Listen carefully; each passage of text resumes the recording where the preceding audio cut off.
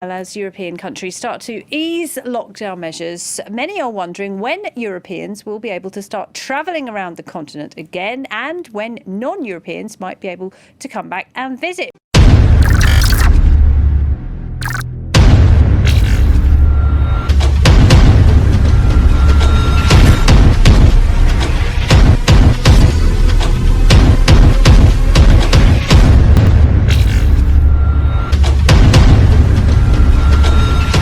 Many are wondering when Europeans will be able to start travelling around the continent again and when non-Europeans might be able to come back and visit. The European Union is reopening its borders to some travellers from outside the bloc. Spain will open its land borders to France and Portugal on July the 1st.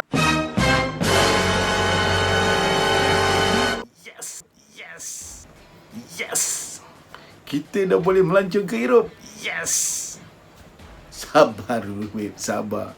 Maklumat ni aku belum lagi cerita dengan kau, kau dah berteriak suka. Pasal dah terlalu lama terkurung dekat Malaysia ni. Terlalu lama sangat terkurung, khususnya kepada para travellers. Dah lama kaki pun dah menggeletar ni, tangan dah menggeletar. Cuba nak buat lawak. Kau je kat bawah. Kat bawah meja ke, kat atas pagar ke, kat atas almari ke, dah berabuk sebab dah lama tak bawa travel. So, bila kau dengar berita daripada aku ni, kau cepat, yes, excited. Sabar, babe. Kau dengar dulu berita daripada sumber-sumber ataupun news-news yang boleh dipercayai. Sebelum itu, jangan lupa tekan butang subscribe, tekan butang like dan komen. Assalamualaikum warahmatullahi taala wabarakatuh. So, berjumpa lagi kita dalam sembang-sembang santai yang berkaitan dengan isu semasa, khususnya yang berkaitan dengan travelling, ya.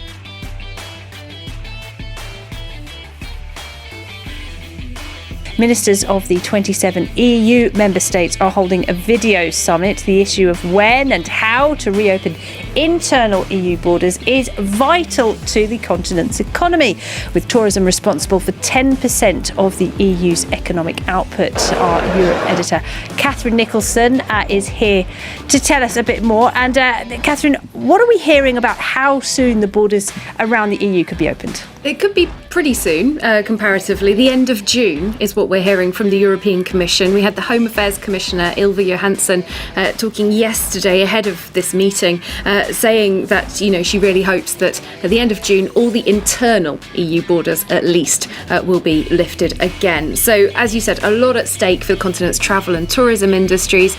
In some countries like Greece, the reliance on tourism is even higher than the EU average. It's 18% of Greece's GDP.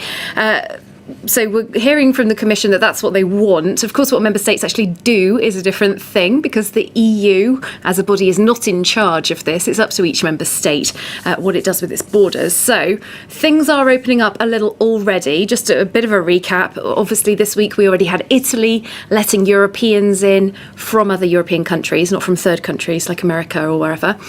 Austria opened all borders yesterday, except for Italy, saying that the infection rate's too high there. And the Czech Republic today opening 3 of its borders at lunchtime. So June the 15th is set to be quite a big date as well. Greece is going to open up its 2 biggest airports, Athens and Thessaloniki. France and Germany are opening up their EU borders, and the Netherlands as well on the 15th of June, except it is making exceptions for Sweden and for the UK, where there are higher infection rates and death rates currently. All right, so that's what's happening inside the EU. What about travel to and from non-EU countries? Well, that is definitely going to happen later on, and we really don't have firm dates on that yet. It is quite a bit more complicated. The European Commission says that it will make some announcements on 15th of June about what it wants to happen in terms of travel from outside of the Schengen zone. So that's most of the EU members, plus Iceland, Liechtenstein, Norway and Switzerland. So what we're thinking at the moment is that the infection rates in specific countries is likely to come into to what the policy ends up being. I mentioned the UK before, obviously no longer an EU member, but in this transition phase, so it is getting some special treatment at the moment. The UK is actually planning to impose this 14-day quarantine on all foreign arrivals from Monday, the 8th of June. Portugal is one of the countries that is talking about having special arrangements with the UK. It's talking about some kind of an air bridge that would mean there's no quarantine for UK passengers travelling to and from Portugal, also Portuguese people going on holiday.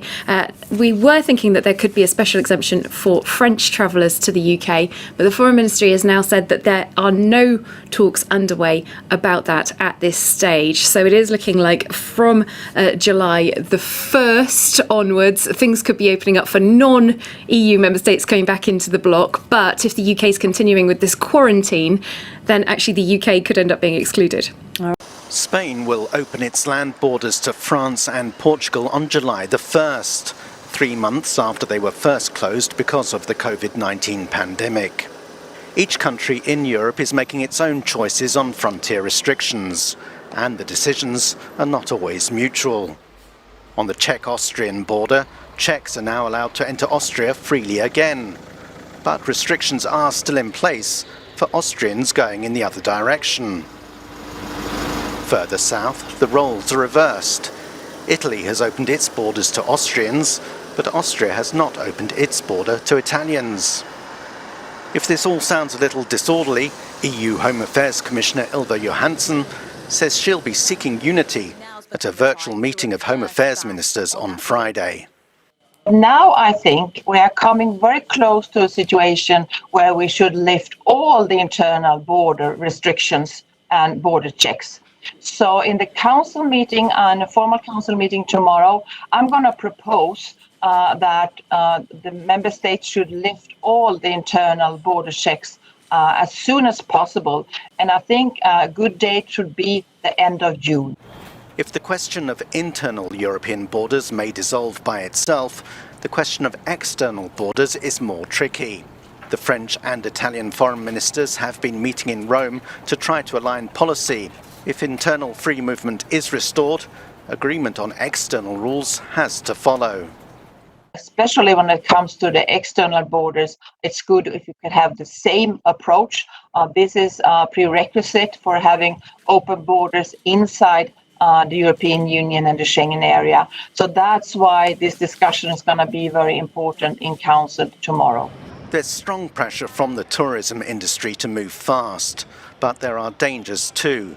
Greece opened up 2 of its airports internationally, but has since suspended flights again from Qatar after 12 passengers arrived testing positive for COVID-19. Richard Good, Euronews.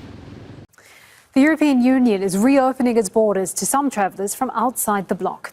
Visitors from 14 countries have been approved for entry. They include Canada, Japan, South Korea, Thailand, Algeria and Tunisia. Those not on the list are having serious problems containing COVID-19, like the United States, Turkey and Russia. Europe's tourism sector has been struggling throughout the pandemic. Many businesses are hoping that the opening of the borders will help salvage part of the all-important summer season. Al Jazeera Step Vasten is in the Netherlands tourist town of Marken. I'm here at the fishing village of Marken. It's a very traditional village and it's a very popular tourist destination. And normally at this time of the year, hundreds of tourists visit this village on a daily basis. And as you can see now, there's hardly anyone here. We went to Amsterdam earlier and you could see that tourism is picking up a little bit, but it's mostly European tourists and Dutch tourists who are now here. And people here are complaining that they are not buying enough. Americans are the second largest group of tourists in Amsterdam usually, and there are none of them there because the Americans are still not allowed to enter the EU, so they're badly missed. A lot of business owners have complained to us saying they only at 20% of their income right now, and many are fearing that they will lose their business if this summer is going to be so bad as it is predicted.